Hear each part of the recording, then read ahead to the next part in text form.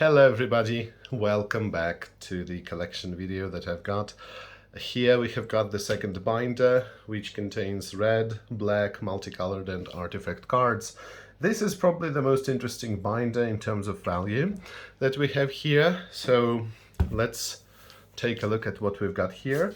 And as usual, we will discuss some of the valuable cards, but also some of the janky cards and so on. So here we have got, of course, kobolds for 0 mana cost, and all of them are from Italian Legends as far as you can see.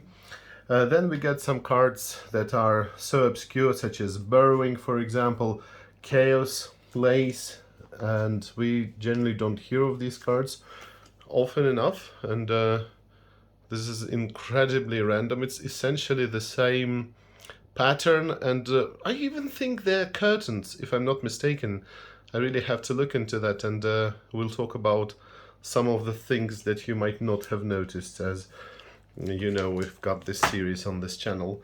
And next we can see False Orders. It's one of those interesting categories of cards that didn't carry over to Revised and the 3rd edition.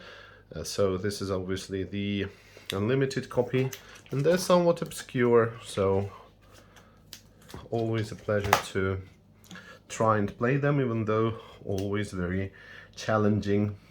Here we have got one of the Marvelous Altars by Dan Frazier, and we can actually compare the copies here.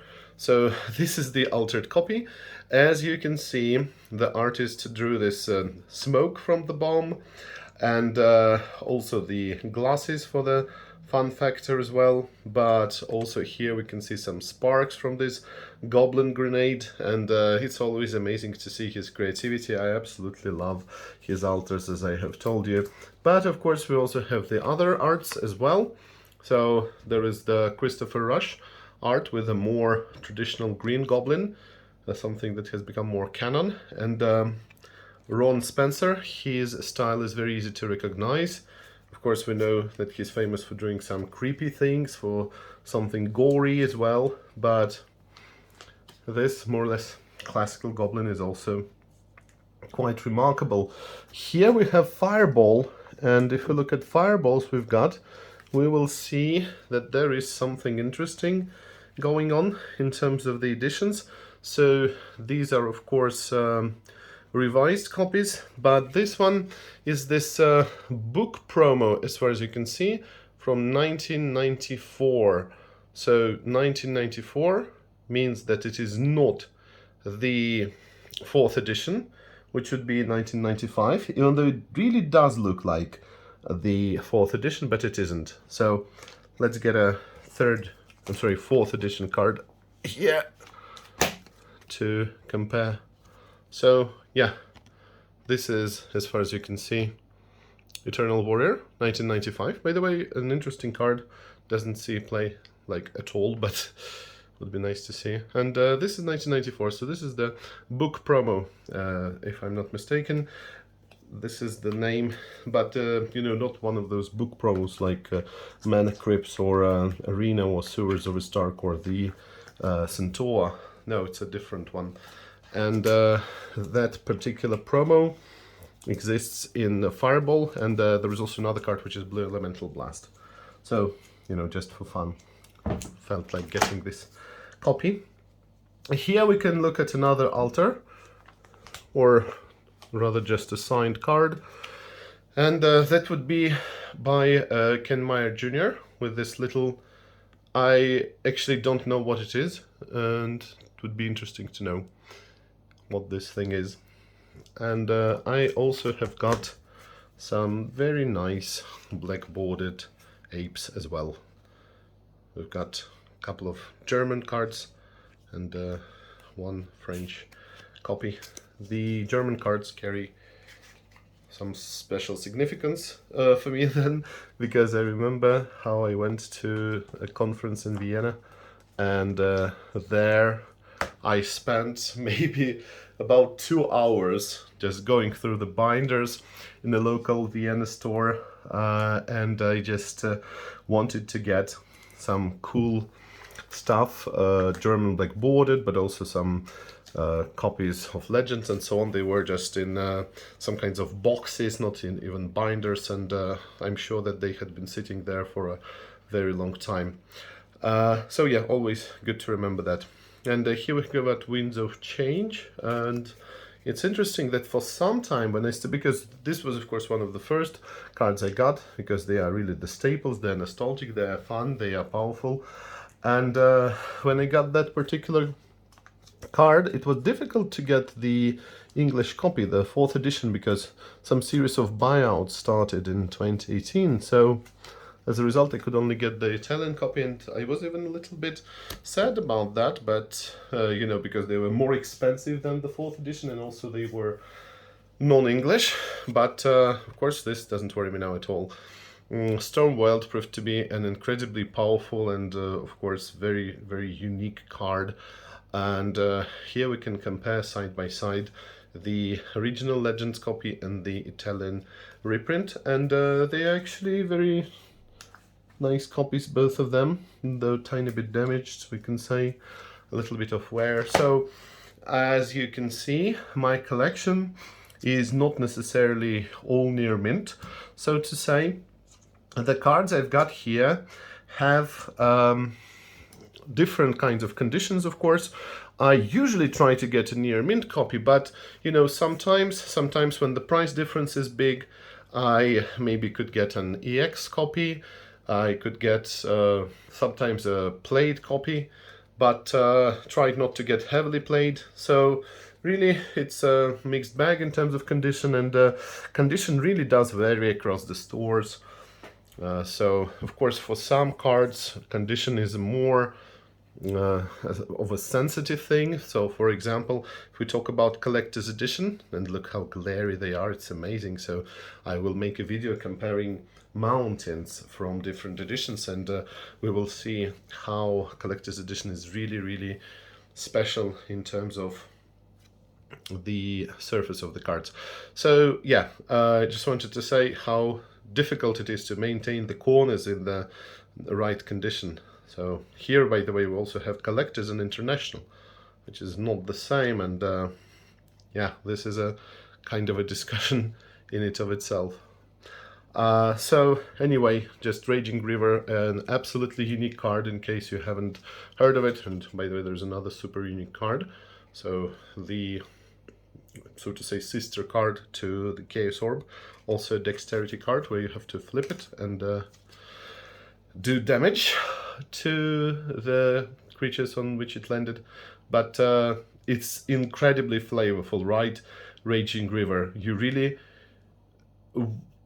wishes between, oh, I didn't even think about the, yeah, about the wording. Yeah, so when you attack non-flying defending creatures must be divided, your opponent wishes, between the left and right sides of the river. It's beautiful, right? You choose on which side of the river to place each attacking creature, and attacking creatures can only be blocked by flying creatures or those on the same side of the river. It's amazing. And absolutely the same thing can be said. So there's another, so to say, Vorthos Delight card, which is Rock Hydra, as we know. I will also make a special video on Vorthos cards and just different mechanics. So put counters, heads, on Hydra. Each point of damage Hydra suffers kills one head. And new heads may be grown for 3 red mana apiece. It's amazing. I think this is the iconic text, rules text, yes, as opposed to flavor text, but still incredibly flavorful. So what have we got on this page? I have already shown you the Falling Star. Also, we have got a rather unique card, which doesn't see, I think, play at all. And I've got 2 copies, by the way. It's a card that would double very well with Moat, or Island Sanctuary if you prefer that. And it just says that all flying creatures lose flying. There was a very similar card in Homelands, the blue card. I think it was named Mystic Decree, if I'm not mistaken, but their creatures lost flying and island walk. And here we can see, of course, the remarkable almost power 9 card, almost power 10, so to say, even though power 10 usually goes to another card, but it's again a question for another video. We have got this white bordered Italian Wheel of Fortune, and Wheel of Fortune was also one of the early cards I got, and I love playing it. The red is a great color to use such draw 7 effects, of course, we know that. And you can also take a look at this remarkable Stone Rain. So this is one of the very few cards from beta that I have, because as I have told you, I'm usually not chasing beta cards. If I wanted to get some important card for myself, that would usually be an alpha card, if I could get it at the right price. But beta, not just something that I am really curious about, but still, of course, a very nice card, and I'm happy to have it now. And I just wanted to zoom in on one of my favorite depictions of fire. So probably my very favorite depiction of fire would be Blaze. I already talked about it in my pre-modern video, but probably the second best, or even tied for the first place, we could say, would be Brothers of Fire by Mark Tidin. And it's just amazing. Everything is there. You feel the heat when you look at it. You see all of those reflections, the lighting, and Brothers of Fire, by the way, is quite a versatile card. There are a lot of things you can do with them. You can use it as a finisher. You can use it to destroy creatures. You can use it as some kind of threat that your opponent should be afraid of. And here we can look at the Ifrit. The Ifrit is a really interesting card because it has its own story, just like many other cards. And we will actually take a look at the document where Richard Garfield himself talked about the Arabian Nights cards. So how exactly did the names of those cards originate? And it is a card by Drew Tucker. So as I told you, Drew Tucker is one of those artists whose art really grew on me much later. And of course, as an early teen, I didn't really appreciate, I'm not sure how we could classify this art. I don't know, is it impressionist in some way? Is it more abstract, surreal? I don't know, because I'm not that well versed in art. But we can actually see the lamp here. I don't know, have you ever seen the lamp? I think I hadn't noticed that before, so yeah, it's another thing for our video, things you might have noticed before. And yes, what I wanted to say is that here the story of the drawback is very interesting, because of course, as we have already discussed, every Djinn and Ifrit has its own drawback, except for which one? That's right, Mahamoti Djinn. So Mahamoti Djinn, the OG of Genie type, was introduced in Alpha, and he didn't have any drawback. He didn't have any drawback to his master. This one, of course, does. And since it is red, it's going to be incredibly random. And here is his brother, of course, who is unfortunately much less popular, even though he looks much cooler. But there you go. It's basically the opposite of what they are supposed to be, because the Ifrit is 3/6 for 3 mana, which is super powerful, of course, by old school standards. I'm absolutely sure that now you could get for 3 mana, I don't know, 5/10, and it basically wins you the game, draws you cards, deals damage equal to your life to your opponent's life total. I don't know, but in any case, for old school, this is actually pretty good stats, and of course, this is a good card for what? For blocking, as they thought, but for attacking, it's not a bad card either, to be honest with you. There is absolutely no penalty on Idvin Ifrit if you attack with him, so that's quite interesting. And the same can be said about the Mijaje Djinn. Not sure how to pronounce that, but the thing with him is that he can technically attack successfully in 50% of cases, so not such a good deal. And I still haven't tried them. Can you technically use Mesa 5th with that, so he is tapped but does not attack. I have to think about it. Probably not. Probably you cannot abuse it with the Mesa 5th, but I'm not sure. Okay.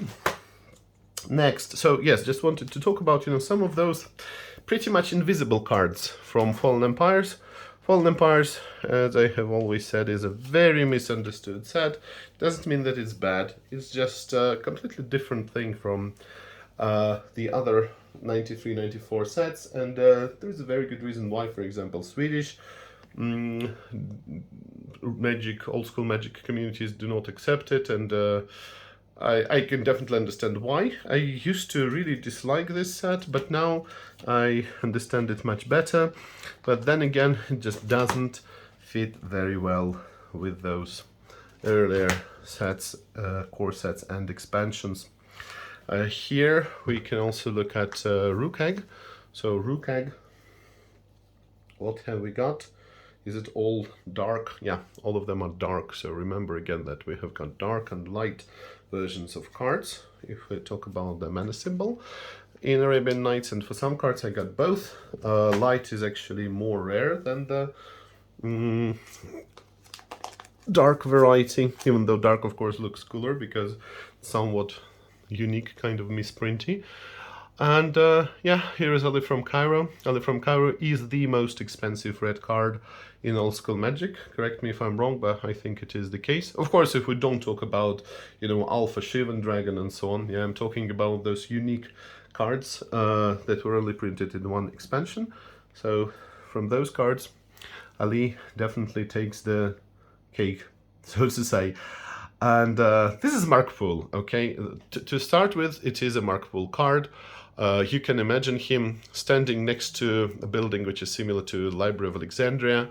You are immediately teleported into this magical Arabian Nights universe. You think about Aladdin, you think about the amazing, dangerous and somewhat exotic, unique spells, and it's just amazing to look at. You see all of those jams. He looks like somebody who is trying to mind control you, to hypnotize you. I don't know. It's an amazing card, isn't it? And just gotta love the Ali from Cairo creature type. Doesn't get any more specific than that. Next, we can look at the dragon, of course, because it definitely stands out. It's like a sore thumb when you look at it over here among all of the cards. So it's really super saturated. Not only is it super saturated, but also the white here is incredibly bright. It's not grayish. If you look at that, the contrast is incredibly high. And the card itself, you know the whole story, of course. If you look at its back, we see that it was actually, yeah, we can catch that. It was glued, and absolutely the same thing can be said about all of the other copies. So it was glued. It's a kind of a redeemable promo, so to say, the book promo, and it's kind of a wasted opportunity, missed opportunity, because of course Michael Whelan, I hope I'm pronouncing this name correctly, did only one Magic illustration, and he had already been really famous as a fantasy artist when he was invited. So Dragon Con, you know the story, and the art is gorgeous, and the card is not that bad, but of course it's just a much worse Dragon Whelp. And yeah. Oh, Dragon Whelp, who has seen the original design of foil cards with Dragon Whelp? The holographic Dragon Whelp, such an amazing card. One of those things I would really like to own. Black Hurricane, I mean Blue Hurricane, not so much, but that one, yeah. But one can only dream. Anyway, we can continue. So here is another more or less interesting card we can look at, something you don't see very frequently, but kind of a marginal card, I can say, because it's not that bad in terms of the stats. So the two-headed giant, 4/4, 5 mana, trample, solid body, good ability, may block 2 attacking creatures, and divide damage between them however controller likes. What do you mean by controller? Controller of those creatures? Yes, probably. So that's actually interesting, never thought about it. So it's a kind of a banding, it gives them virtual binding. Didn't think about it. But yeah, nevertheless, two-headed giant. Maybe I should put the black bordered card first. I don't know. Usually try to do that. At least it looks a little bit better. Next, we have got the glorious, of course, Shivan Dragon. So I think we absolutely must look at him, because what can be more iconic of a creature than Shivan Dragon? Juzam Jin, probably, you could say, and you might be right about this. But to me, Shivan Dragon, of course, carries so much power, and I don't know, Melissa Benson has this unique symbol over here, and of course Shivan Dragon is a super important card. No drawbacks, 5 flying for 6, and if you cast him, most likely it will be a 7 or 8 or even 10 power next turn. And there is one more card we can look at.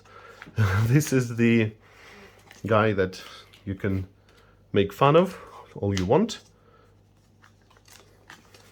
because his name is Arathi Berserker, right? So Arathi, just as a, I don't know, it's a nickname. It's like Mike. No, it's not even Mike. Mike is a bad analogy here, because Mike is actually not the abbreviation of the first letters. So I don't know what could be a good analogy, but you understand what I mean. So it's like alligator, gator, something like that. So Arathi Berserker, Ratty Berserker. This is what people call him when he goes into a local pub with his bloody axe. And I don't know, he probably does get free drinks, I guess, but he is pretty bad. He is pretty bad. 2/4 Rampage 3. I don't know. How can Rampage be abused? How can we make sure that Rampage is a good ability? Trample and Rampage does make sense in a combination, but Rampage alone, probably not. Probably not. Next, let's talk about black cards. So black cards, of course, as we know, contain some of the valuable cards. Probably second to blue, maybe even blue has fewer. I didn't ever count the monetary value of each of the colors separately. And here I just wanted to look at darkness, because first of all, it's a unique card. It's a unique card. It has only one reprint, if I'm not mistaken, because who knows how many reprints there are now. And even the time-shifted copy goes for quite a large amount. And I actually had to buy them when they were, I think, somewhere around 20 or maybe 15. But again, it was just super expensive. It's just a black fog, right? It's not such an important card. But yeah, it turns out that there is something about it. I don't know exactly what it was. Maybe it was played somewhere. Maybe there was a buyout because people like the art. Here we have got some beautiful German evil presence. So I have said many times, and I will say this again, but black bordered black cards are absolutely gorgeous, and especially I think this is true when we talk about the more saturated cards. So again, we've done this before, but in case you haven't seen that in my other videos, we can, for instance, compare the English card. So here's this Hellswarm, by the way, quite an unremarkable card, to be honest with you, but nevertheless, it's here, as we can see, everything is not that dark, everything is not that saturated, and there is a clear distinction between the border and the frame of the card. Whereas here, of course, there is a distinction as well, but especially if you look from a distance, then it really does look like they blend in together, and it's really beautiful in my opinion. Then we have got, let me see, yes, Initiates of the Ebon Hand. Why do we have two Initiates of the Ebon Hand side by side, you may ask? And the answer is simple. I simply screwed up when I was making the space for the cards, and you know, it's kind of not really noticeable at once, but maybe I will rearrange it, but for now I don't have any desire of doing so. By the way, the creepiest guys here. Right, and this one, not that it's not creepy if we talk about this copy, but yeah, this one is nice. Nevertheless, what I wanted to say is that you can only imagine how much time it took me to alphabetize those cards, to make sure that they're arranged according to their casting cost, and casting cost goes like this, as you can see. So of course, when you've got one black man, it's nothing to debate on, but the question was, how are we going to make sure that the cards that are further arranged in the proper way? So this was my idea. When we have got generic and colored mana, generic mana goes first, so it's a kind of a lower mana cost, if you understand what I mean, and then we would have double cost. I at first thought of putting the X cards in the cost somewhere in a special category, but then understood it will only make things more difficult. So here, just for the purpose of this particular collection, I treated this card as a double black cost, and I kind of ignored the X. Probably it's for the best.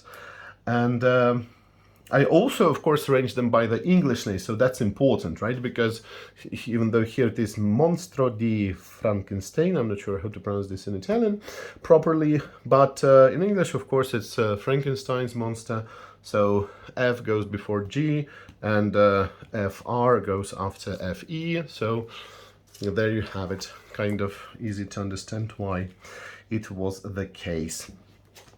Next, we can look at this iconic example, this infamous example of devil washing. I'm not sure what we can use as a term to talk about this, but as far as you can tell, the evil magic game, the satanic magic game, was not good enough for people who were really concerned about the morals and maybe religious beliefs of their children, and they decided to remove the pentagram, they decided to remove the offensive sign over here, and this is what we have now.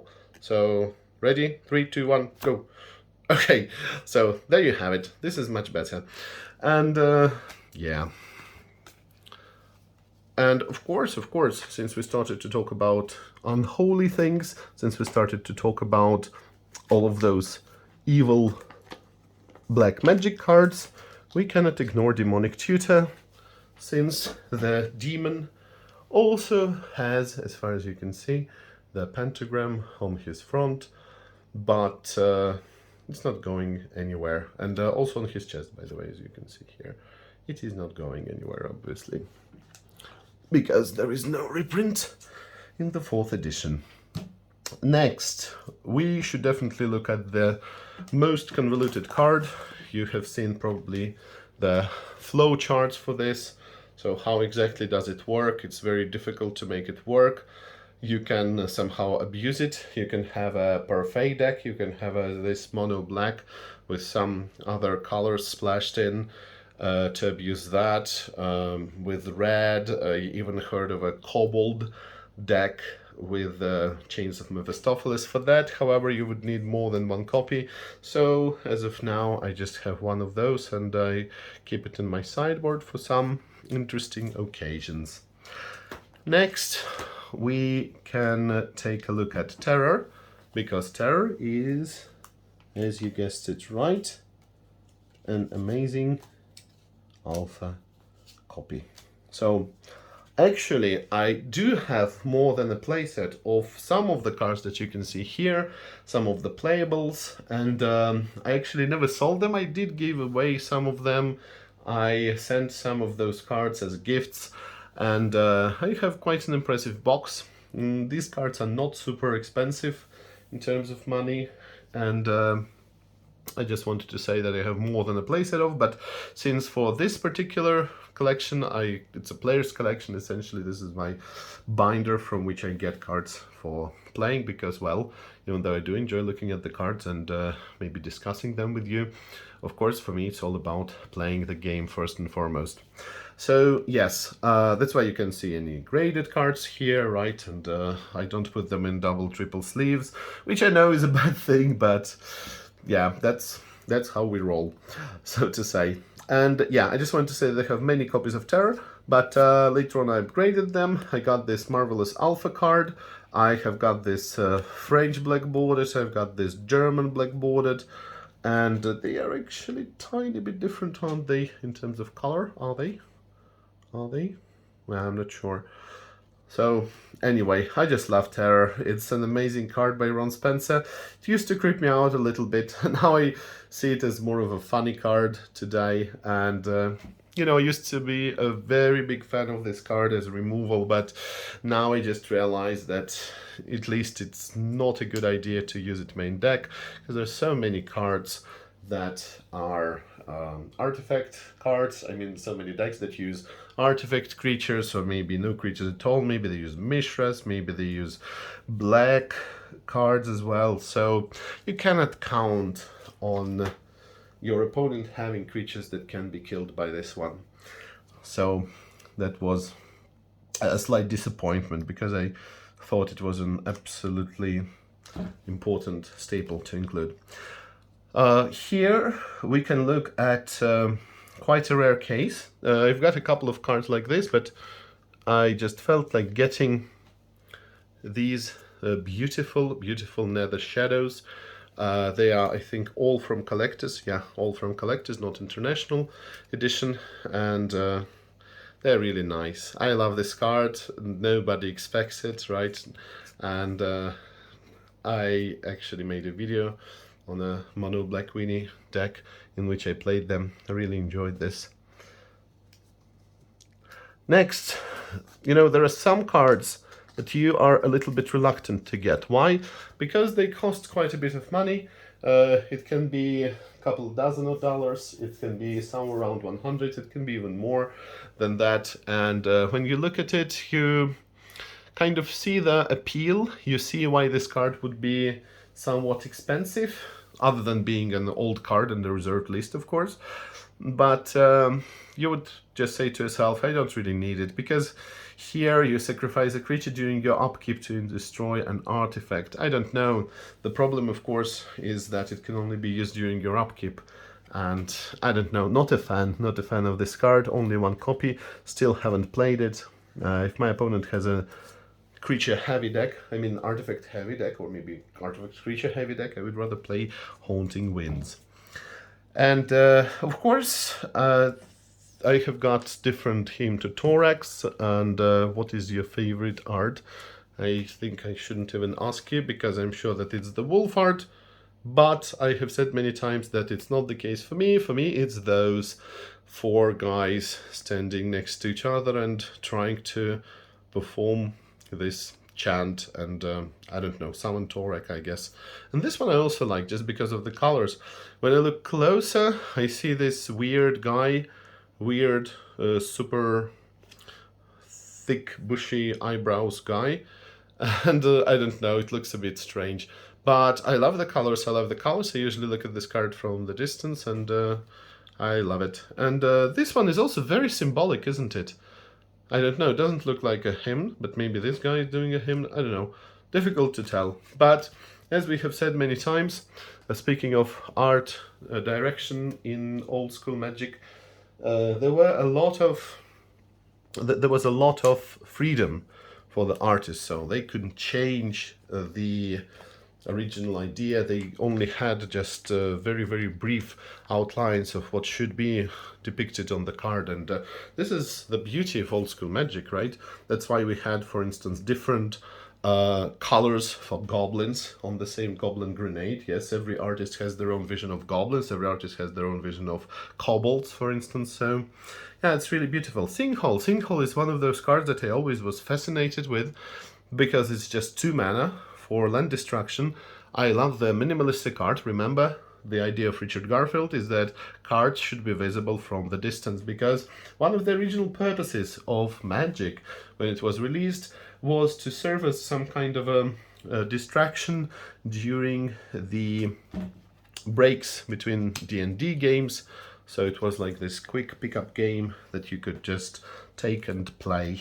And it's absolutely beautiful. And yes, if you do look somewhere from outside, you will see that there are a lot of close-ups. There are a lot of things that you can, of course, look into if you want to, but normally, if you just look from the distance, you will be able to see some faces. You see the symbols, you see the emotions that these cards are trying to convey, and for me personally, there is a lot of appeal there.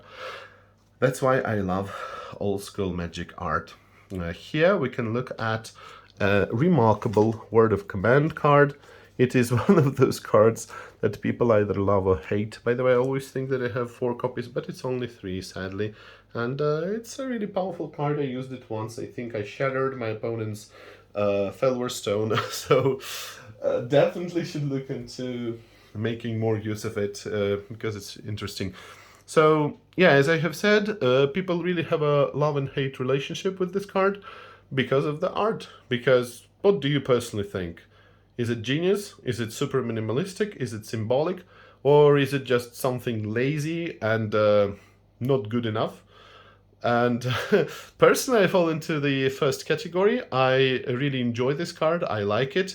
It's unique, but the fun story told by Jesper Murphus himself is that he actually used this kind of a sketch, a draft for the future art, so it's not even a finished piece of art, and they just had to think of something that could be used, and they did it. So here is an interesting story for you, and it was told by the art director himself, so you definitely should believe it. And sometimes those interesting stories make for great and unique cards.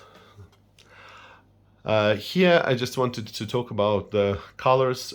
Quentin Hoover, the iconic artist, and I love the purple shades here. I love all of those contours. I love the of course, somewhat creepy art and the moon. It's amazing. It's amazing. This card is pretty much useless because it's a vanilla. By the way, it is a zombie according to modern rules, so doubles as a scathed zombie cards, just like your, let's say, Barbary apes are essentially grizzly bears, right? But this card does cost some money, actually.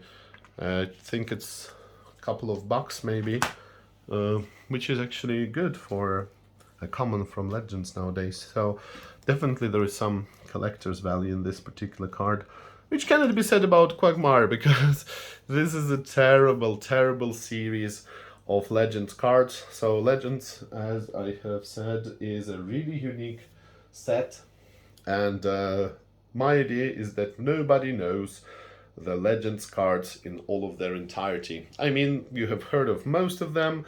There are some cards that you don't even think are from Legends originally. Maybe you saw them in the reprint versions.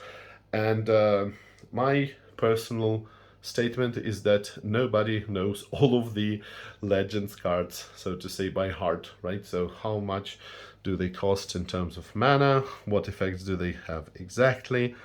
And yeah, it's an interesting card for sure. The Gremlins, we can look at them because look, where are the Gremlins? So if you look from the distance, you don't really see the Gremlins, right? It's some kind of jank, some kind of artifacts being broken probably. So, you know, it's Antiquities. In Antiquities is Everything is about using artifacts, getting some synergy with artifacts, or maybe destroying them and making them not work, so to say. And the gremlins here, look, they are really funny guys here. And I don't know, Emmy Weber. Emmy Weber has a really, really unique art, and I have said this many times, and you know, now she's also she's still active. She's still drawing in this particular style, which is, I don't know, difficult to define. In some way, it is a kind of fairy tale art, somewhat kind, but it's also very symbolic. It's somewhat new agey, and I don't know. I love it. I love it. Such a beautiful card, but the effect is not very remarkable, but still, it's just nice.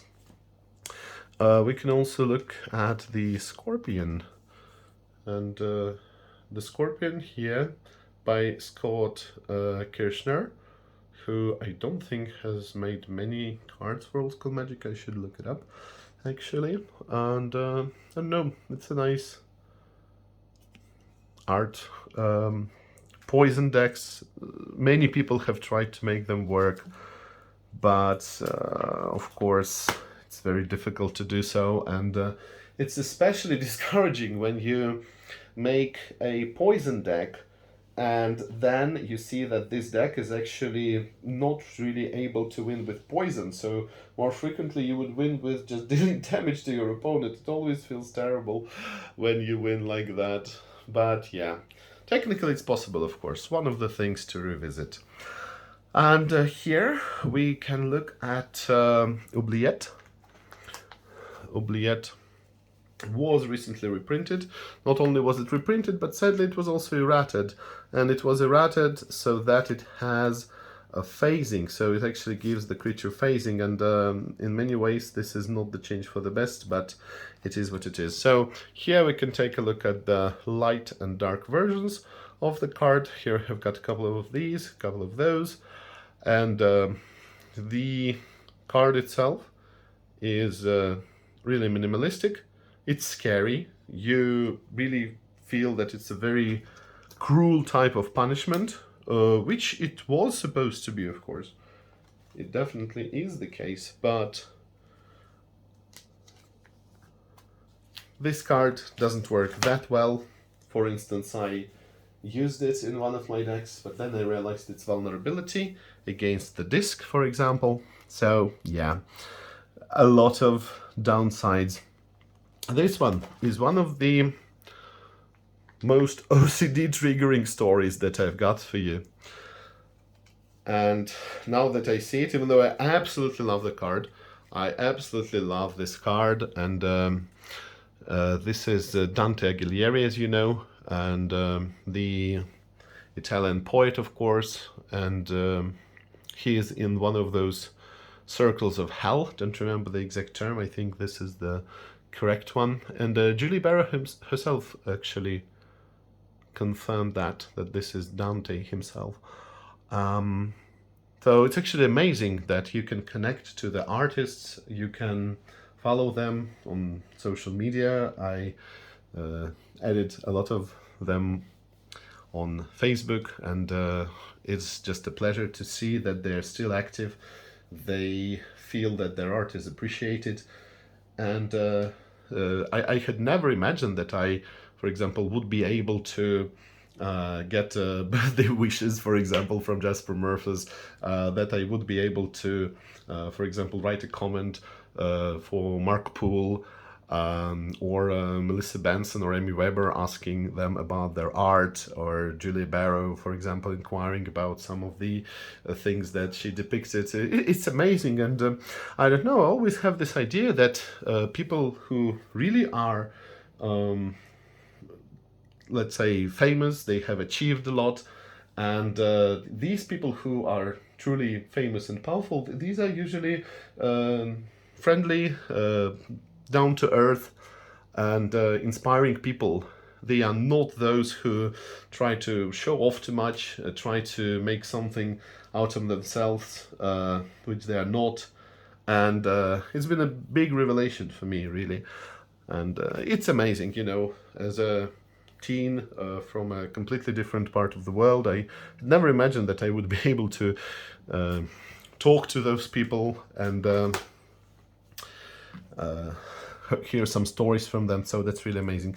So yeah, anyway, the thing with this amazing Underworld Dreams card is that I have 4 copies of them, Italian, but still lying around somewhere. And where exactly they are, I do not know.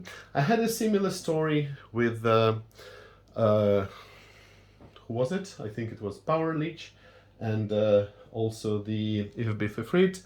But sadly, even though those cards were found, these 4 copies are still lying around somewhere. And you know, if I do manage to find them, it would be a pretty nice surprise. I don't know. Maybe I can get something for that. Maybe I can, I don't know. What can I get? I wanted to get an electric bike. Probably won't be able to do that for that money. But I don't know. Something nice can be gotten out of it. So yeah, let's look at the Abyss. The Abyss. Powerful art, powerful effect, really unique, really special card. One of those cards that was later commemorated with the Magus reprint, and the Magus was not very good, as you can imagine, because Magus is not an enchantment. But yeah, so this is one of those so-called 4 horsemen cards. This was the first one, this is the second card. We also, of course, have Chains of Mephistopheles, which we have seen, and the 4th Legends card is the All Hallows Eve, right? All Hallows Eve is the card. And Nether Void, I absolutely love this card. It's really dark, it's a unique effect, 3 mana. It's one of those cards that I wish I could have more of. And I can't necessarily say the same thing about Guardian Beast. I know how much this card is loved. It can be used with Chaos Orb. It can be used with some other stuff. But it is what it is. And while I like Guardian Beast, it's not a card I would get a second copy of. And, you know, sometimes I even get a little bit worried because I think about all of these cards. And then I think of, you know, what exactly would I do to sell them? You know, when would I sell them? How would I sell them? And it's a really controversial thing because on the one hand, of course, I do see them partially as an investment. But if, let's say, something terrible happens and we can imagine that there is absolutely no market for Magic and I cannot sell these cards at all, it wouldn't be as bad as losing your money, I don't know, on stock exchange or something like that. I don't know, because there is still some value in those cards to me, even if I imagine that I cannot play them. Yeah, so Jusam Jin was one of the last cards I got. You probably saw the last Mail Day video that I released about a year ago. And yeah, it's a super powerful card. I don't even want to say anything negative about it other than it being expensive, but then again it is deserved for obvious reasons. Of course, one of the main reasons why it's so expensive is that it was only printed as a rare in Arabian Nights, so there is not much you can do about that. The price obviously cannot be lowered. We have got Sewers of Stark, so it's the second book promo card, and not much to say here. And we can of course talk about the Fallen again, kind of a thing I feel not very proud of, but then again I don't have any other copies, so yes, here they are. They were altered by the non-original artist, let's just say so. And I think enough said. Then we can move to Leech, which is a card I always want to make work, but how many copies I've got? 2 cards. Well, it's certainly more than enough for this particular card, but I don't know. I really want to make it work, but I don't know how. I did look at some Leech deck lists. I tried to replicate something like that, and the biggest appeal, as far as I can see, is by using the mechanism that converts life into cards. So, for example, Heart of the Dark Wood. right? Or Dark Heart of the Wood, of course. That's the name. But I don't know, can't really make it work. Can't really make it work. So next, we're getting closer to the end of black cards. And here I think we can look at this very out of place card. It's a really weird one. And another one which is super nostalgic for me, not necessarily in a good way. So yes, Cosmic Horror, Cosmic Horror. How horrible is he? Well, first of all, he has First Strike. Why does he have First Strike? He's a 7/7. It's incredibly big. So how does it help? I don't know. Maybe it helps in the way that a bunch of creatures are going to block him, and then he's going to destroy them and not get killed. I don't know, by, let's say, 3 Savannah Lions and one small creature, 1/1 flying man. I don't know. So I see no reason for it being with First Strike, but the drawback is terrible. The drawback is terrible because you pay 6 mana, which is a casting cost, or destroy him. If you do destroy him, it deals 7 damage to you. So I don't know. I actually might play him as a funny jank card, but I don't know. You know, even when Lord of the Pit feels like a jank card, but actually is much more powerful, and Demonic Horde, Yawgmoth Demon, actually the whole page is just full of jank, right? All of these powerful black creatures, they all super janky, to be honest with you. And yes, here, this is a card I always ignored because, oh, it does look creepy, doesn't it? It's creepy, even traumatic. I don't know how to describe it, but this was the intention, I guess, so makes sense. And this demon, this mold demon, this is the English name, is a 6/6, just a vanilla 6/6, right? Who remembers Wizardrix? Who remembers Trained Org? The same thing, right? 7 mana, 6/6. But here you also have the drawback. You have to sacrifice 2 swamps when it comes into play. So this was the last color from my collection. Next we're going to have multicolored cards. I hope you're still watching, so if you're still watching, please comment, because it'd be interesting for me to know whether you made it so far or not. So, of course, with the YouTube function of remembering where exactly you stopped, it's not that difficult, but nevertheless. Here we have got those beautiful legends and, as you can see, Chronicles cards. And the thing about Legends cards is that they are so random, right? When you look at them, you don't even know where they come from, right? I already talked about it, but I want to revisit this conversation. So why is it the case? Why is this man 5/3 for 6 mana? He is a barbarian.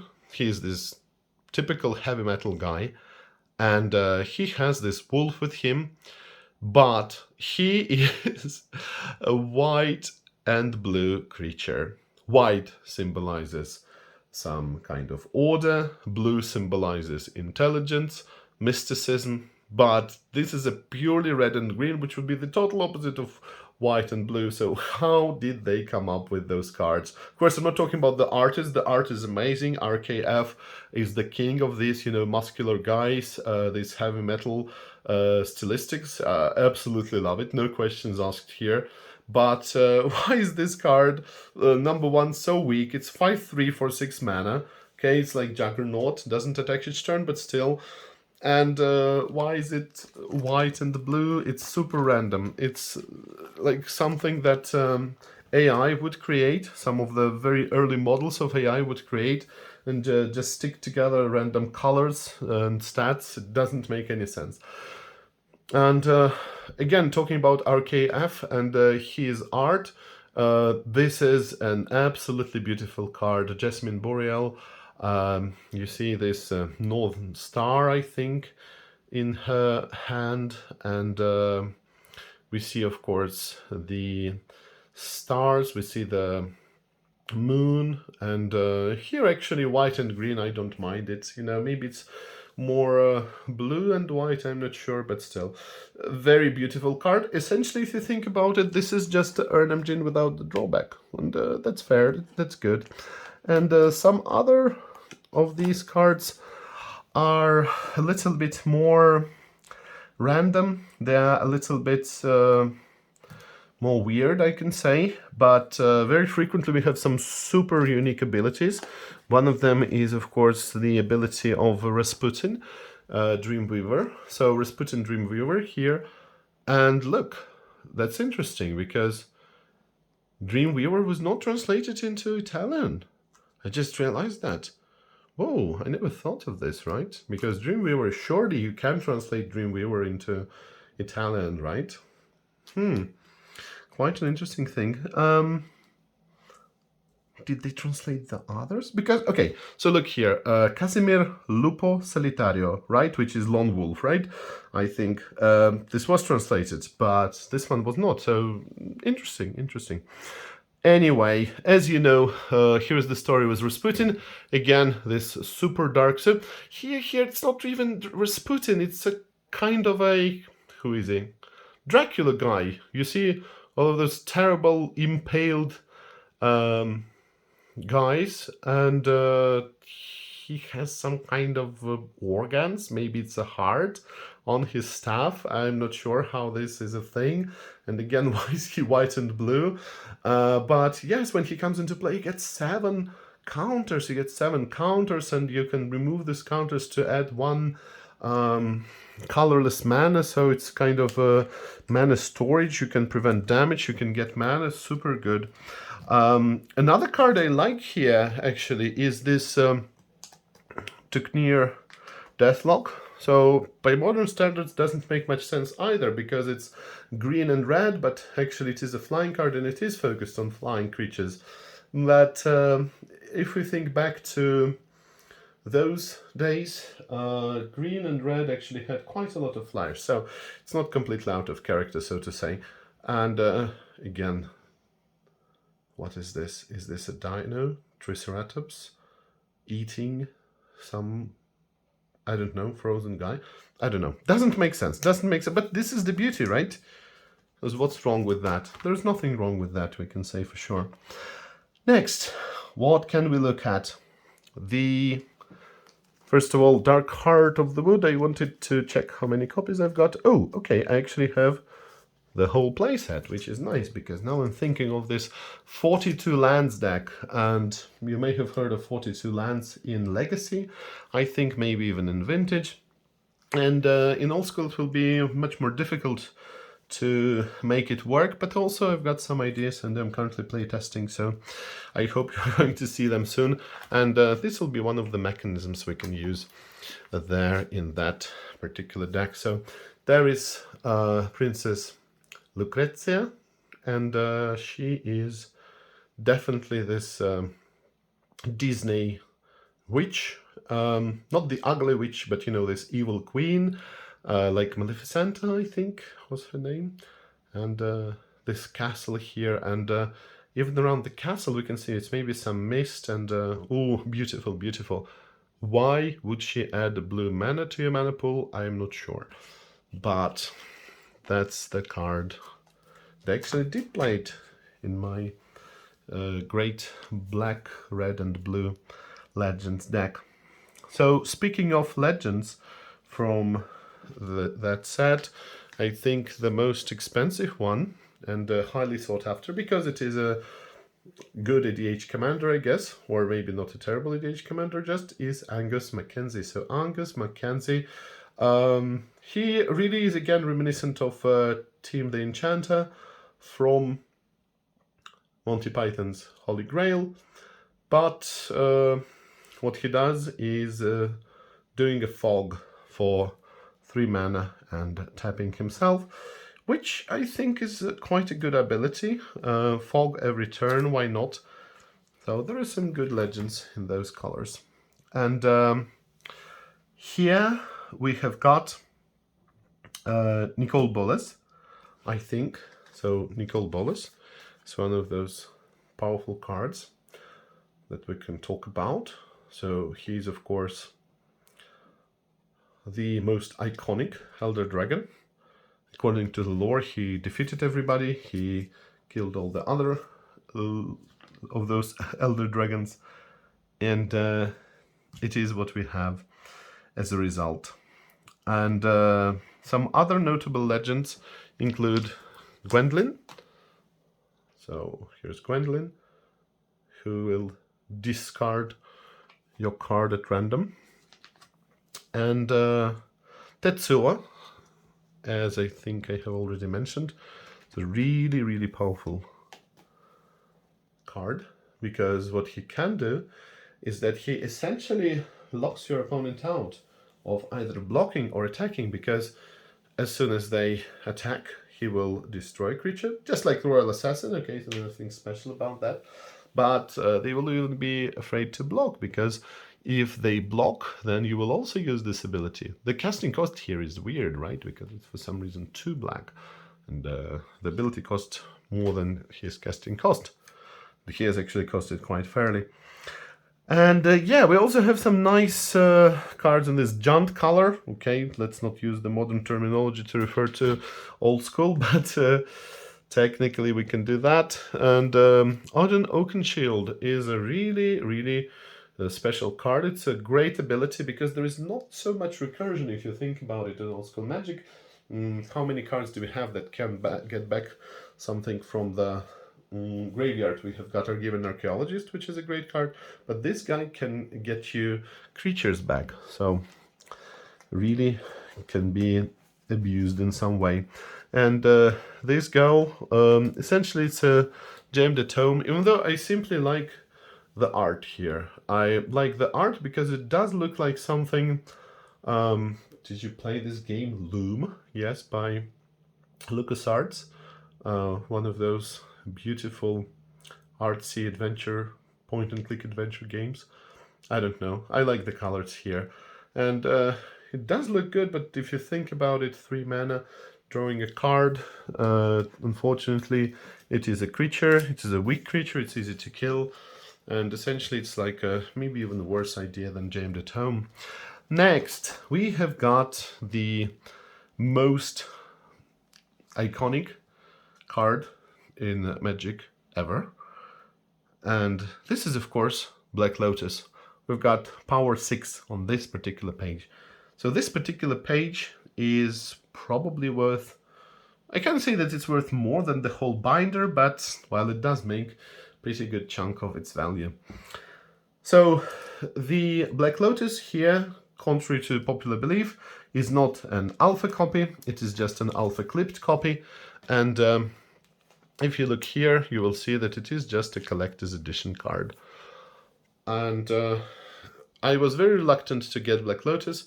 It was the last piece of power I got because, you know, you try to rationalize some of your decisions in your life. You actually do this with many decisions, with the decisions that in retrospective will be considered either good or bad. But the thing is that Black Lotus was the last card I got, and I tried to rationalize it by saying that, oh, it's not such a good card as, I don't know, the Moxen, because Moxen are good either at the beginning or at the end of the game, and Ancestral Recall is so powerful, we want to see it in the starting hand, we want to see it pretty much everywhere, but Black Lotus, it's useless if you draw it in the late game, and it's partially true, but still, of course, there is nothing like casting Black Lotus on turn 1 and having some super powerful start, and then getting, let's say, your big creature that you just got using Black Lotus and Moxen and maybe something else, sorted or destroyed in some other way.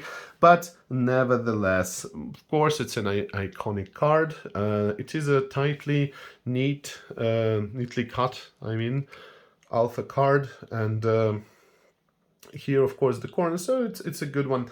I got it for 1300 in the COVID days, and you know, when the pandemic started, I really did invest heavily into Magic. It was difficult to get the cards, but at least it was possible. Now it's not possible for me to get the cards from either players in the US and Europe or from such stores as Card Kingdom and ABU Games. So yeah, I did invest a lot back then. And of course it was a good decision because most, if not all of these cards are more expensive now.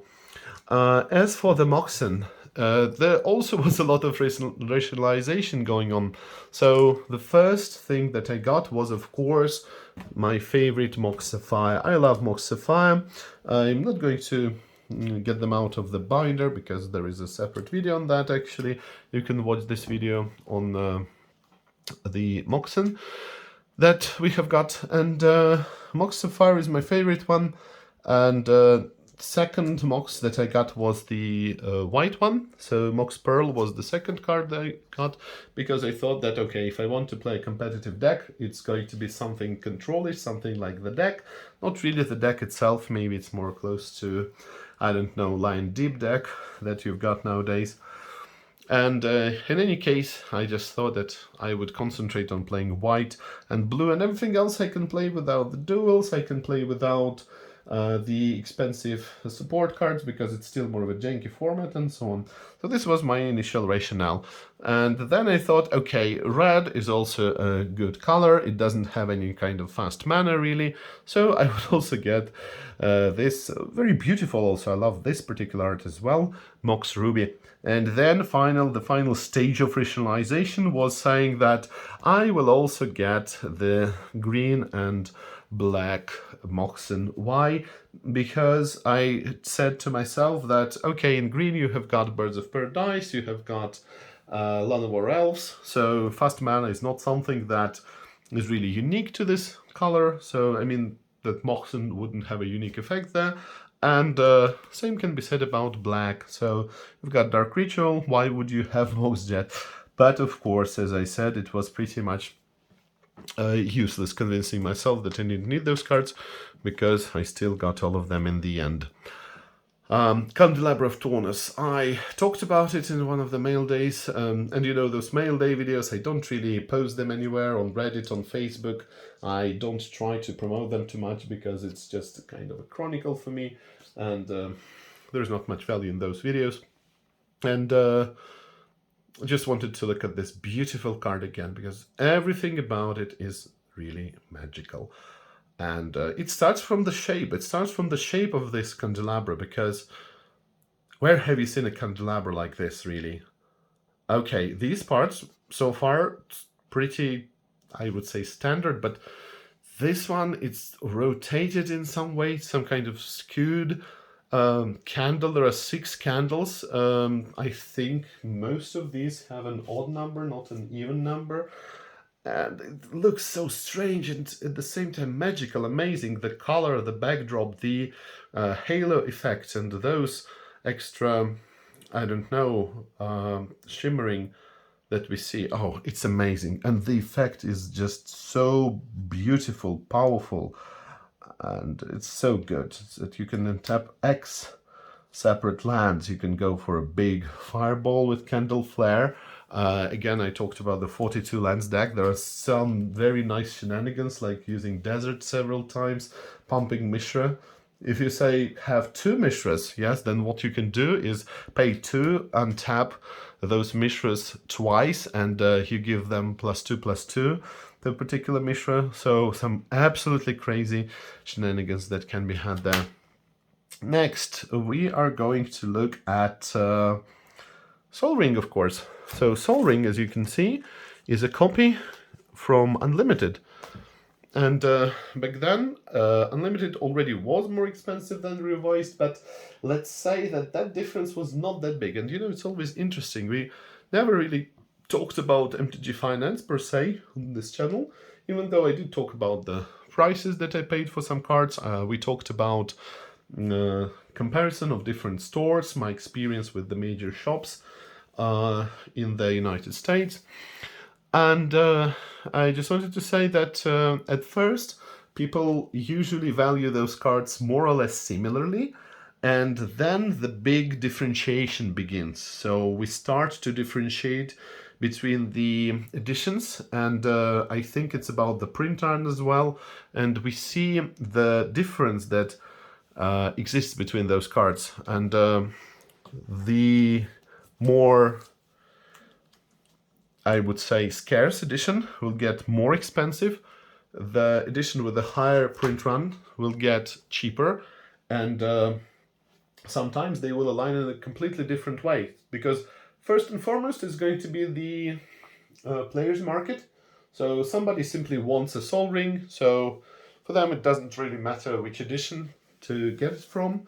And of course the older editions are usually more valuable, but sometimes it's just about the art, so they would get no matter what, and then some more people would get it. And of course the algorithms, this all works usually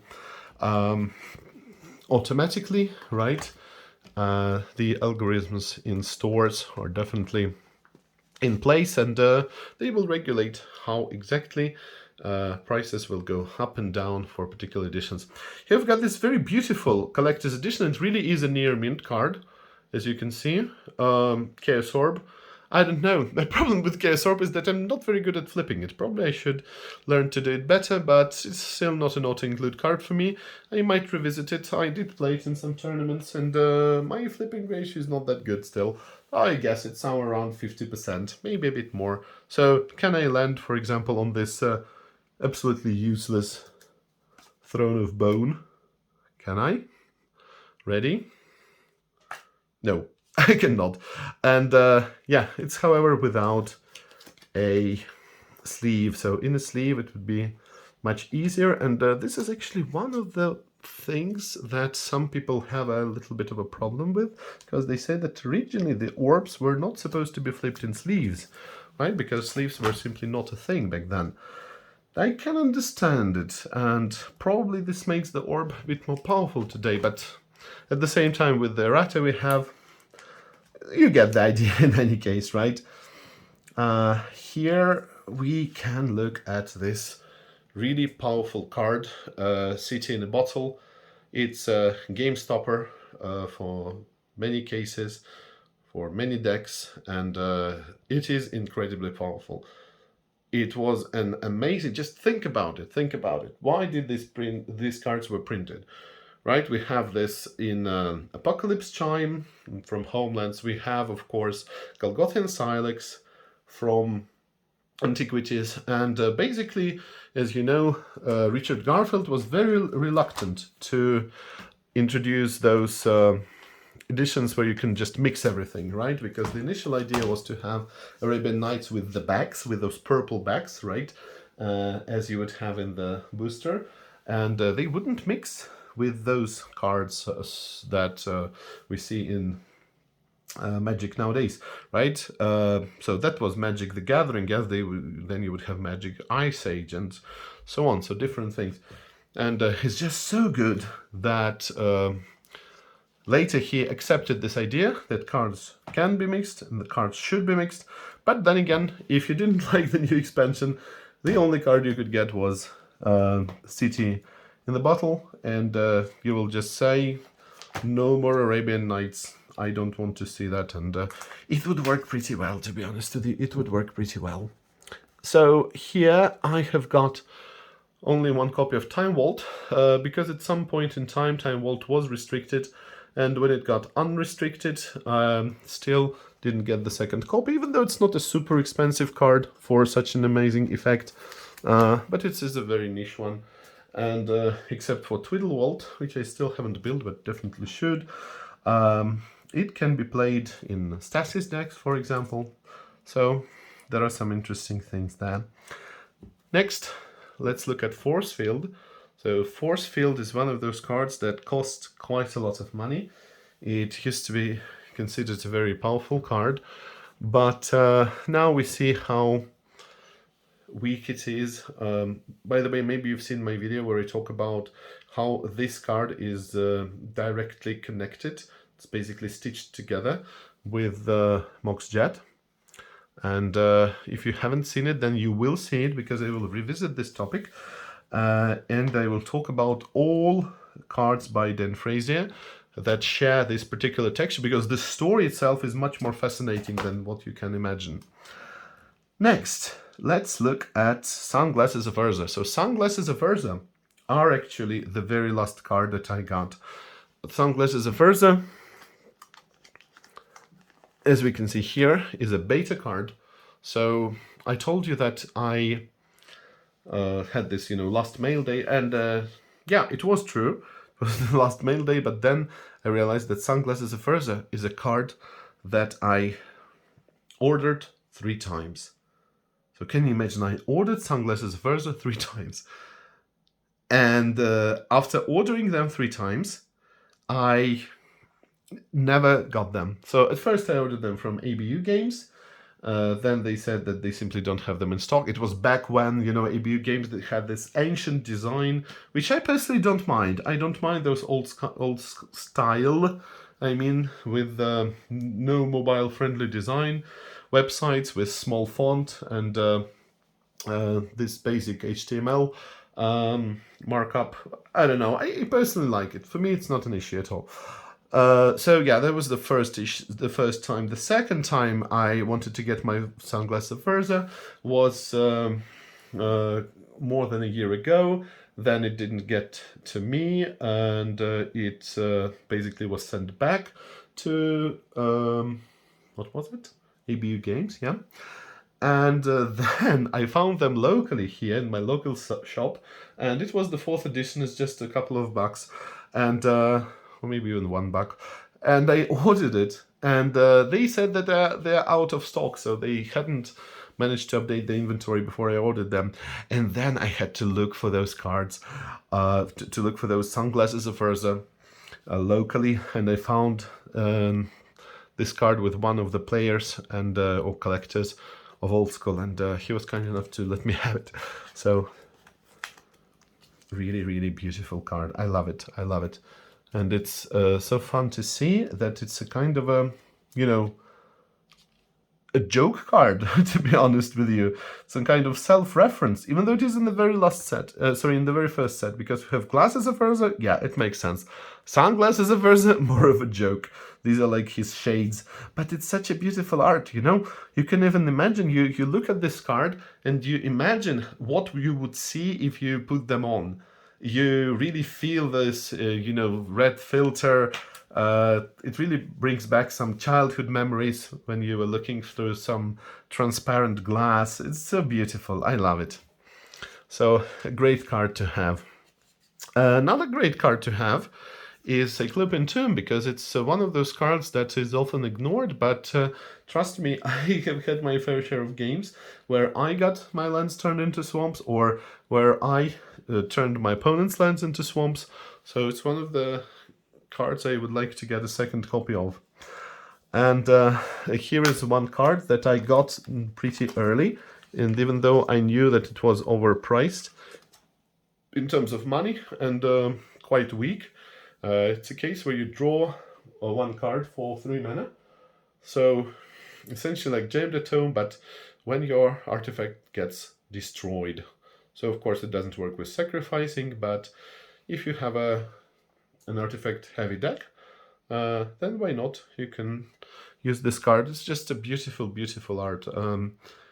It's really, when you look at it, it's really something from, I'm not sure that Renaissance is the correct term. No, probably it's not Renaissance. Baroque, okay?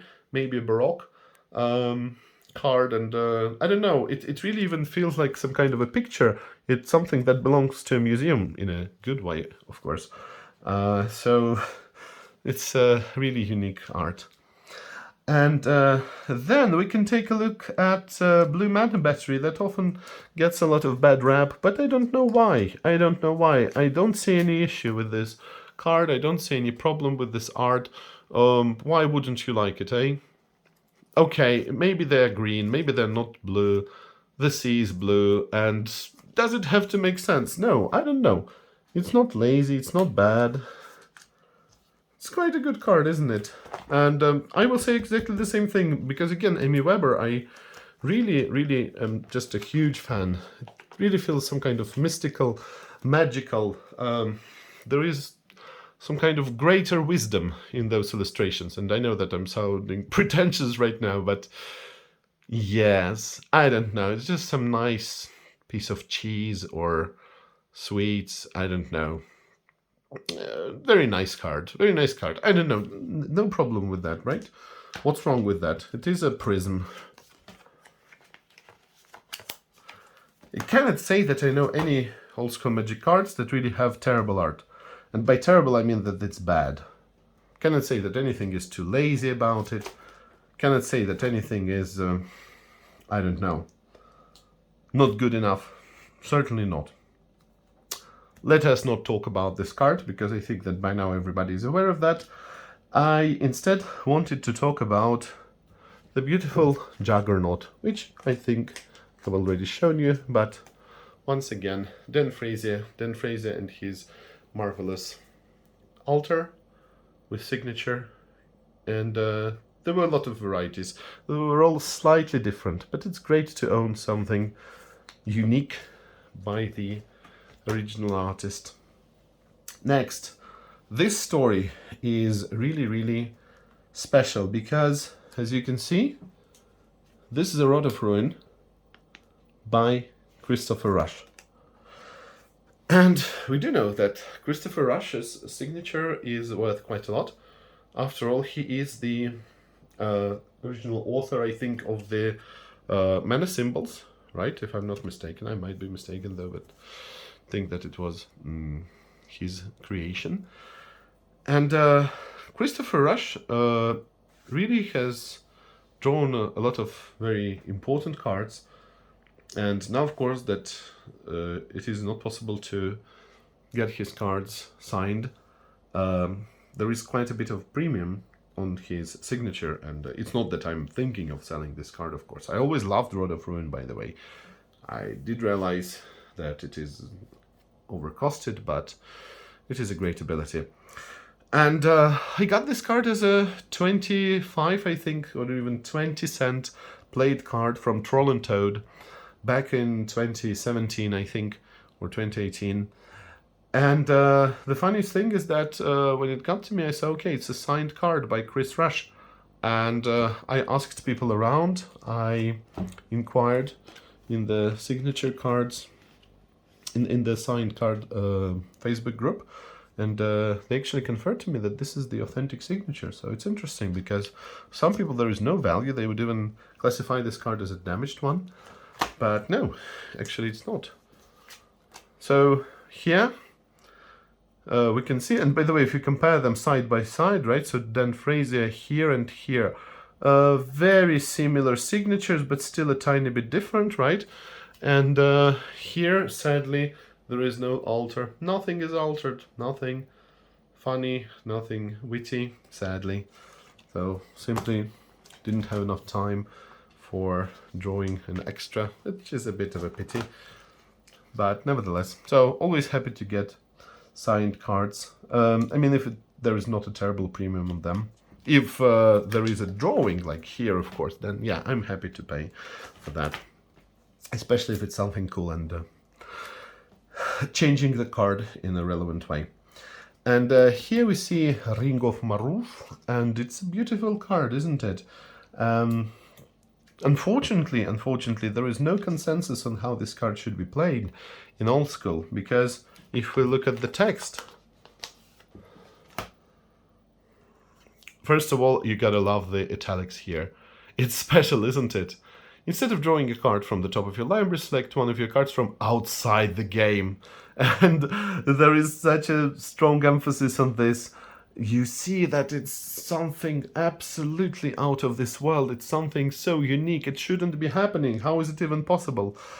And of course now such cards are, they can be known as the wish mechanics, right? From, for example, Judgment, like Burning Wish, Cunning Wish. And those wish cards will usually just fetch one of the sideboard cards for you. But I don't think it's really right, because this was not the original intention, but I don't see it anywhere regulated in, you know, Atlantic, Swedish, or anything of the sort. One of such cards that was later regulated, of course, the first one was Chaos Orb, because, yeah, this does seem to be addressed in all of those formats, obviously. And same thing with Falling Star, but even though when we talk about Falling Star, there are different ways it can be played. It can be 2 creatures that it can damage. It can be slightly in a different way. But with Ring of Maruf, I haven't seen it anywhere. But I do feel that it's better if we just let people use this card, because it's just super expensive. It's a janky one. So if people are playing it, they somewhat should be rewarded, I guess, right? But no, not the case really. And I would really, really like to see this card being more unhinged in terms of its ability, so that you can get any card from the format, from your binder, for example. Here we see some cards that are, you know, very, very bad, because it's just 2 mana discount, so to say, but you have to have 6 mana. And your instants and interrupts will cost you less, but actually enchantment as well, right? So instants, interrupts, and enchantments will cost you 2 less. So no value at all. Same thing can be said about Stone Calendar. Was so enthused with Stone Calendar that I got the whole playset, you know. I got the whole playset. But can this card even be played? I don't know. One of the cards I always thought of trading, because, okay, I only need 1 for my collection. I'm definitely not going to play it. I tried it, I did it on paper. Absolutely no way to make it work, because to get to 5 colorless mana, you already have to do quite a lot. You might think that there is something you can abuse, but at least in this format, in old school, if we exclude the newer editions, no, there is no way you can make it work properly. Mirror Universe. Mirror Universe is one of those unique, powerful cards from Legends, which have a special ability. It literally turns the game around, and it used to be played in a slightly different way. There's, by the way, another series that we should revisit, where we talked about the cards that were played in a different way. Of course, again, one of them is Chaos Orb, another one is Mishra, and some other cards that were not necessarily even errated, but there were some major rule changes that made those cards a bit different in terms of how they're played now. And pyramids, let's look at them. There was a great pyramid buyout, as you know, and you can see the Great Pyramid Scheme, I think. What's the name of the channel? Yes, where he talked about what he did. And yeah, there are 2 nice little palm trees in the distance. Really looks good. Love it, love it. And finally, we can look at the infamous 55 mana cost card. Sadly, I don't have the 55 mana cost, even though it would be really, really nice to have, but it's just too expensive. In terms of money, Aladdin's Lamp. Aladdin's Lamp. So again, this is the same idea as the Ring of Maruf in some way, that it's such a powerful artifact that it can make a wish come true. So your wish will be to choose only one of the cards to put in your hand, and then you shuffle the leftover cards, put them at the bottom of your library. It's just too expensive, unfortunately. But it's some kind of Sensei divining top, I don't know, style of card, but I don't know. Can we make it work? Don't think so. Thank you for watching this video. Once again, let's take a good look at those Power 6 cards, and please look forward to the last video in this series where I talk about my land collection. You will see all of the duels, you will see bazaars, Mishra's workshops, all of your tabernacles, and those glorious cards. So again, thank you, really appreciate it if you watched until the very end. That's very cool. So I will see you in the next one. Bye.